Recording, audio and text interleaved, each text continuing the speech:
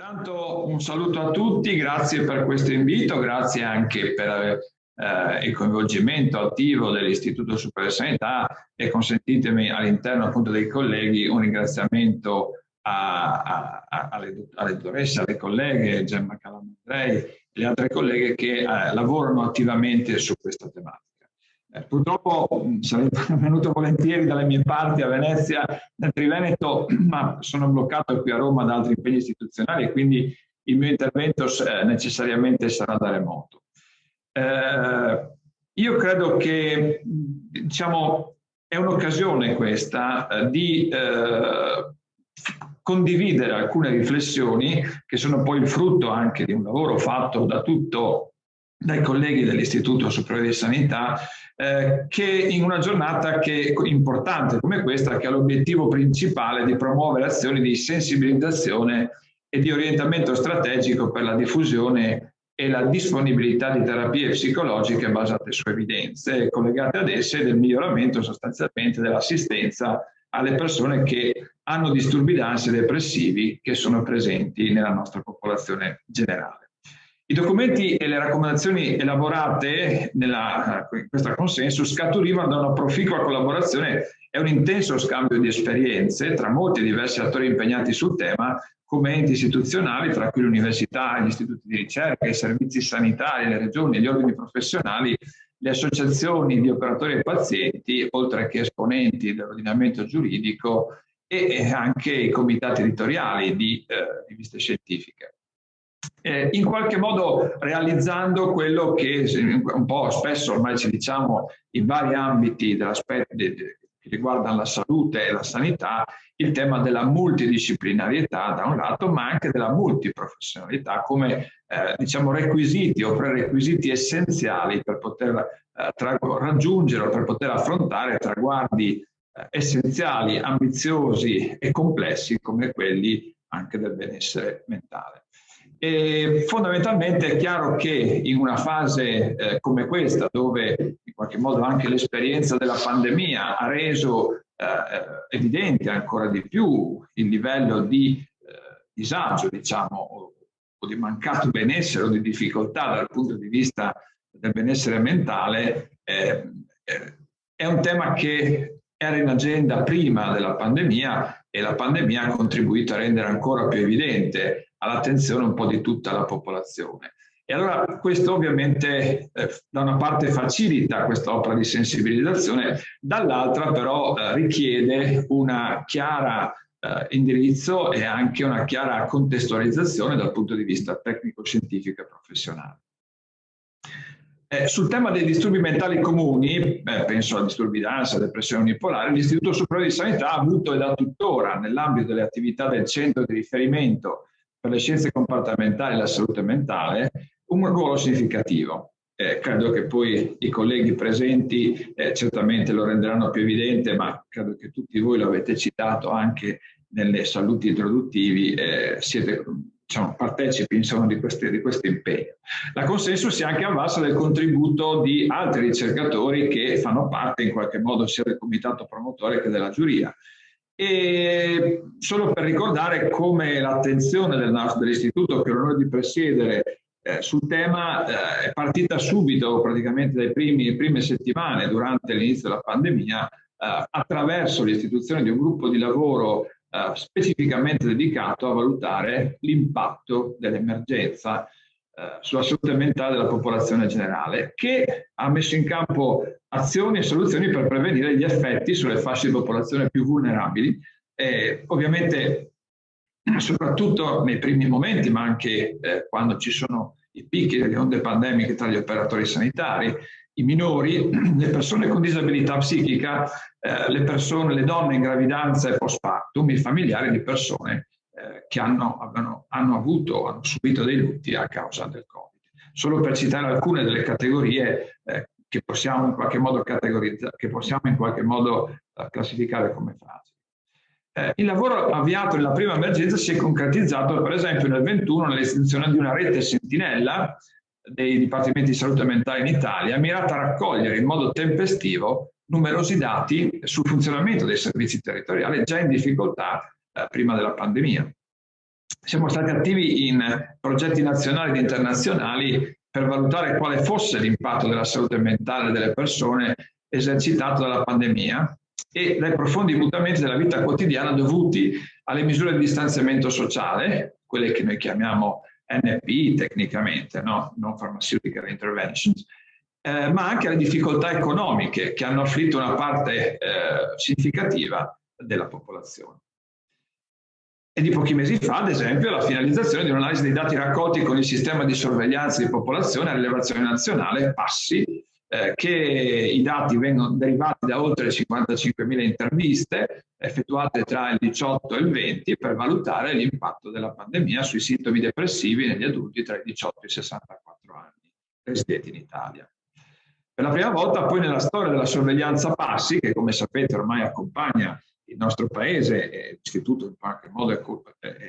l'organo tecnico-scientifico chiamato a coordinarla su mandato del Ministero, dicevo, per la prima volta nella sorveglianza PASSI l'età giovanile ha smesso di essere un fattore protettivo, facendo registrare di fatto il maggiore incremento di questi sintomi proprio nei giovani. Mentre in media la risposta della popolazione italiana deponeva nel 2020 per una buona resilienza di fronte allo stress generato dalla pandemia. Un più severo peggioramento rispetto agli anni precedenti è stato osservato in alcune categorie demografiche e, come dicevamo, appunto la fascia di età 18 e 34 nelle donne e nelle persone con maggiori difficoltà economiche. A testimonianza del fatto come la salute venga determinata da un insieme di fattori, certamente la sanità è uno dei fattori importanti, ma come possiamo ancora una volta vedere da questi dati, l'insieme, no, del contesto sociale, culturale, economico sostanzialmente dove viviamo determina in qualche modo da una parte la salute ma dall'altra anche il benessere, no? Lo stato il benessere anche di tipo mentale. Questi risultati potrebbero contribuire, come nello spirito del nostro istituto e di questa sorveglianza sostanzialmente, a in qualche modo impattare in qualche modo sugli indicatori del Piano Nazionale della Prevenzione e questo ovviamente ancora in maniera più operativa, essendo il nostro Servizio Sanitario Nazionale declinato a livello regionale, impattare su scelte che le diverse regioni e le diverse aziende sanitarie possono adottare o possono definire in termini di, per esempio, di definizione di priorità di intervento, proprio per modulare ovviamente e in qualche modo potremmo dire personalizzare, tra virgolette, gli interventi proprio in funzione degli indicatori nei diversi contesti locali. La pandemia ha comportato anche molte sfide, in particolare per i giovani preoccupati per il loro futuro, per le donne, per i lavoratori i cui mezzi di sussistenza sono stati minacciati. Sarà importante nel breve e lungo periodo promuovere azioni e interventi specifici, anche guardando a interventi innovativi rispetto a nuovi bisogni di salute mentale emergenti. La considerazione, anche suffragata dal recente documento sulla salute mentale prodotto in occasione del G20, che la salute mentale abbia tra i suoi più importanti determinati aspetti dei contesti sociale, economico e ambientale, suggerisce che parallelamente ad uno sforzo per il necessario potenziamento dei servizi di salute mentale sia fondamentale mettere in atto politiche che vadano oltre il solo settore sanitario e coinvolgano gli altri settori. E credo che quello del lavoro sicuramente è importante, ma lasciatemi enfatizzare particolarmente quello dell'istruzione e quello dell'istruzione delle fasce più giovani della nostra popolazione. Fasce più giovani che, come sapete, nel nostro paese sono limitate quantitativamente, legate anche a una denatalità che ormai affligge il nostro paese da anni. Però è altrettanto vero che interventi precoci già sviluppati nei primi anni di vita, sia sui bambini, sui ragazzini, che sul contesto familiare e sociale dove questi vivono e trascorrono e crescono e maturano, sia estremamente importante, a partire proprio, come dirò più tardi, dalla consapevolezza della problematica e della necessità di avere degli strumenti per poterla prevenire prima di tutto, ma laddove si manifestino dei sintomi anche iniziali poterla controllare. Nella stessa Assemblea Mondiale dell'Organizzazione Mondiale della Sanità, la World Health Assembly del maggio 2021 ha riconosciuto che all'interno del piano d'azione globale per la salute mentale, che si articola dal 2013 al 2020, la necessità di potenziare i servizi di salute mentale. E questo è in coerenza anche con le proiezioni che presenti già prima della pandemia, che il burden of disease al 2030 vedeva e continua a vedere questo tipo di disturbi al primo posto, superando patologie cronico-degenerative che per anni ci hanno accompagnato come leader in termini di burden of disease, mi riferisco al cancro e alle malattie cardiovascolari. L'OCSE nel suo documento sull'impatto della pandemia sulla popolazione ha raccomandato l'adozione anche di un approccio integrato che dovrebbe prevedere programmi di promozione della salute mentale nelle scuole, nei luoghi di lavoro, dove fondamentalmente l'attenzione su questi temi può essere ulteriormente rafforzata e migliorata. È un dato di fatto: in Italia le persone affette da disturbi mentali comuni ricorrono raramente e meno, in base ai dati di cui disponiamo, che in altri paesi europei, ai servizi sanitari, e tra esse il minor ricorso si registra proprio nella stessa fascia di età, 18-24 anni. Questo nonostante le stime che oltre il 7% della popolazione generale tra i 18 e i 64 anni soffra di almeno un disturbo mentale comune nell'ultimo anno e quasi il 19% di almeno uno nella vita. Considerate le numerose e robuste evidenze sull'efficacia anche degli interventi psicoterapeutici da solo in associazione a trattamenti farmacologici, questi dati debbono indurci a riflettere sui fattori che contribuiscono al mancato ricorso all'assistenza e anche ovviamente ad adottare poi le misure adeguate per contrastare questa mancanza di percezione, no? e mancanza di riferimento a servizi che peraltro ci sono. Uno degli ostacoli potrebbe essere individuato nella scarsità dei servizi personali, in particolare di psichiatri e psicologi clinici. Questo può essere certamente un tema che deve essere preso in considerazione e analizzato. L'esigenza di un potenziamento dei servizi di salute mentale comunque è stata anche supportata dai risultati di un'analisi condotta dalla Società Italiana di Epidemiologia Psichiatrica sul rapporto tra fabbisogno assistenziale espresso dall'utenza in carico ai dipartimenti di salute mentale e la capacità assistenziale necessaria per realizzare tutte le azioni previste da raccomandazioni, linee guida, percorsi e protocolli di cura. E il tutto ha mostrato che i dipartimenti di salute mentale già nel 2019 erano in grado di rispondere correttamente al 55, un po' più della metà del fabbisogno assistenziale stimato. Ovviamente è chiaro che in una situazione dove si allarga in qualche modo l'affetto della domanda e probabilmente c'è anche un tema di consapevolezza, no, del problema che va ulteriormente valorizzato, potenziato in quello che poi chiamiamo empowerment del cittadino, delle persone. È chiaro che di fronte però a questo tipo di situazione le priorità vanno ai disturbi mentali più gravi, sostanzialmente come la schizofrenia, i disturbi dell'amore con particolari caratteristiche di gravità, come il disturbo bipolare, l'episodio depressivo maggiore con sintomi psicotici. Tuttavia è chiaro che il carico di sofferenza e di disabilità associato ai disturbi mentali comuni è comunque comparabile in qualche modo e comunque richiede ha un impatto tutt'altro che secondario nella vita e nella qualità della vita delle persone, sia percepita sia reale, perché ci sono comunque anche forme estremamente invalidanti e sia perché la frequenza di disturbi mentali comuni è di gran lunga più diffusa rispetto a quelli che abbiamo citato in precedenza.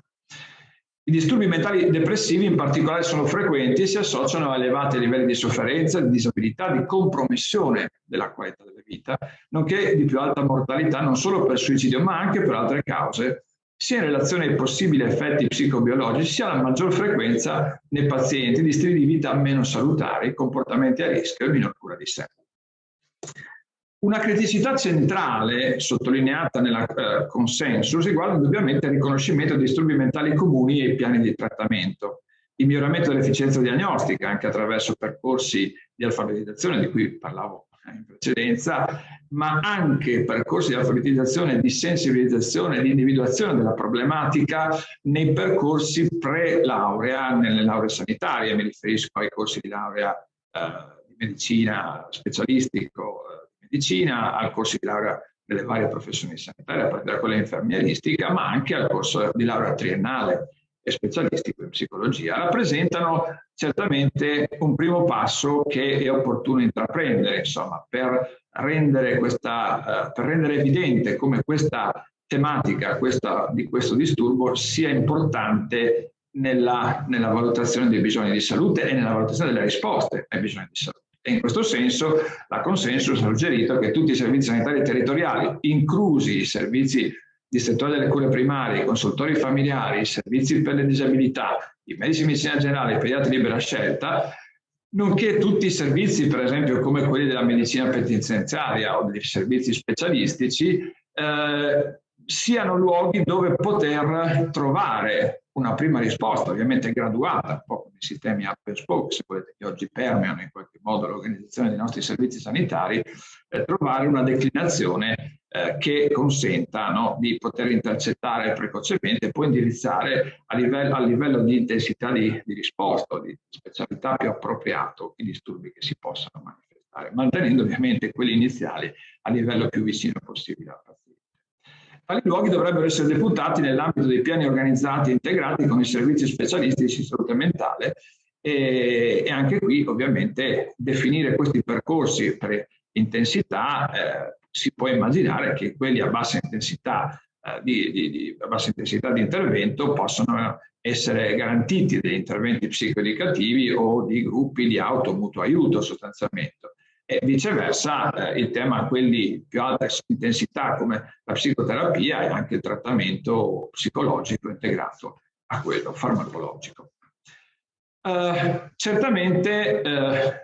è stimolato dal documento della Consensus in attuazione dell'articolo 29 ter della legge 126 del 2020, il Ministero della Salute ha dato corso dalla fine di marzo di quest'anno all'attivazione di un tavolo di lavoro per la psicologia, tra i cui componenti vi era partecipato anche l'ISS. La finalità del tavolo è stata quella di indicare le modalità strategiche per attuare gli obiettivi assegnati alla professione psicologica, psicoterapeutica nella normativa vigente e nell'impatto del PNRR, anche mediante la valorizzazione del ruolo della psicologia e della psicoterapia come risposta pubblica alle esigenze di sostegno psicologico, in particolare nelle fasce sociali più deboli. Il tavolo, i cui lavori si sono recentemente conclusi, ha prodotto un documento sulle linee di indirizzo per la funzione di psicologia nel Servizio Sanitario Nazionale che il 5 ottobre è stato inviato all'ufficio di gabinetto e alla conferenza unificata. Recentemente, anche nell'ambito del tavolo tecnico salute mentale istituito presso il Ministero della Salute nella riunione dell'11 maggio 2022 è stata richiesta l'attivazione di un gruppo di lavoro sui trattamenti psicologici e psicoterapici, con l'obiettivo prioritario dell'elaborazione di linee di indirizzo per migliorare l'appropriatezza qualitativa e quantitativa delle attività psicoterapeutiche dedicate al trattamento dei disturbi mentali. Questa giornata che oggi celebriamo si svolge in un momento particolare, l'emergenza globale legata al cambiamento climatico e alle sue possibili ripercussioni sociodemografiche, le tensioni internazionali associate alla guerra in Ucraina, si sommano alle tangibili ripercussioni della pandemia sullo status socio-economico e sull'equilibrio emotivo delle persone. Non possiamo ignorare il rischio che tutti questi fattori rappresentino un ostacolo che dobbiamo cercare di superare per garantire inclusione sociale e questo è importante che nel piano delle risorse e della programmazione l'attenzione alla salute mentale trovi lo spazio adeguato. È verosimile ovviamente che la domanda di interventi e trattamenti psicologici e psicosociali aumenterà nei prossimi mesi e anni anche per le proiezioni di cui abbiamo parlato precedentemente. E soprattutto questo potrebbe colpire persone con disabilità o con fragilità.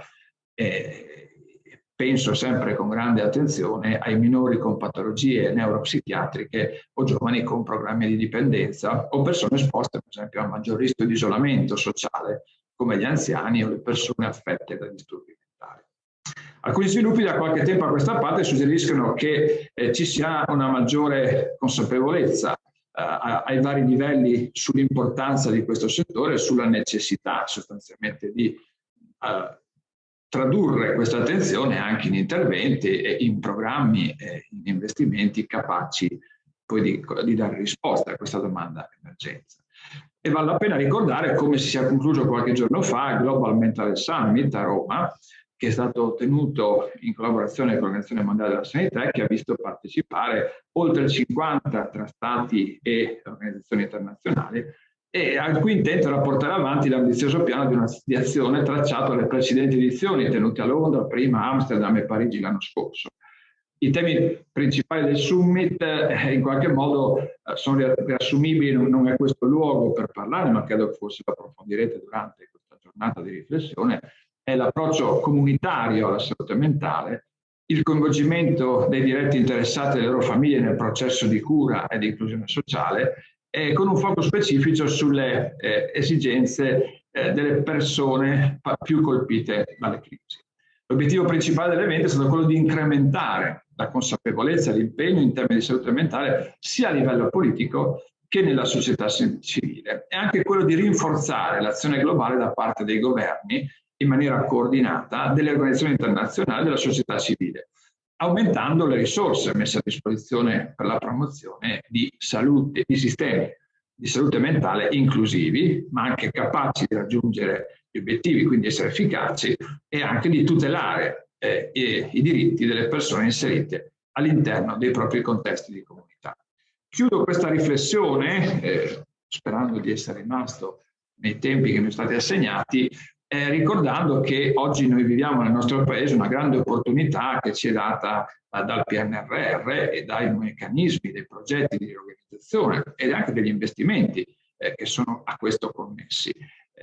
In particolare l'articolazione del Servizio Sanitario Nazionale nelle reti delle cure primarie con i supporti tecnologici che vengono messi a disposizione è una grande opportunità, da una parte per declinare proprio vicino alla porta di casa di ognuno del paziente o del cittadino servizi multidisciplinari e anche multiprofessionali, così come abbiamo detto all'inizio, e come sono ovviamente necessari per affrontare questo tipo di benessere, per garantire questo tipo di benessere mentale, e dall'altro quello di combinare ovviamente tutti gli strumenti di cui oggi disponiamo per poter garantire veramente la possibilità, la prevenzione prima di tutto, ma laddove questa non fosse sufficientemente efficace,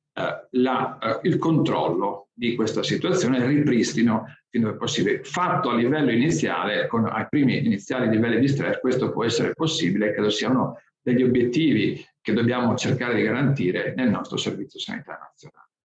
Vi ringrazio per questa attenzione e vi auguro certamente una giornata fruttuosa, ma soprattutto che rappresenti un ulteriore passaggio in un percorso più lungo che vi vede protagonisti insieme agli altri attori nel promuovere il benessere mentale nei nostri concittadini e nelle nostre comunità.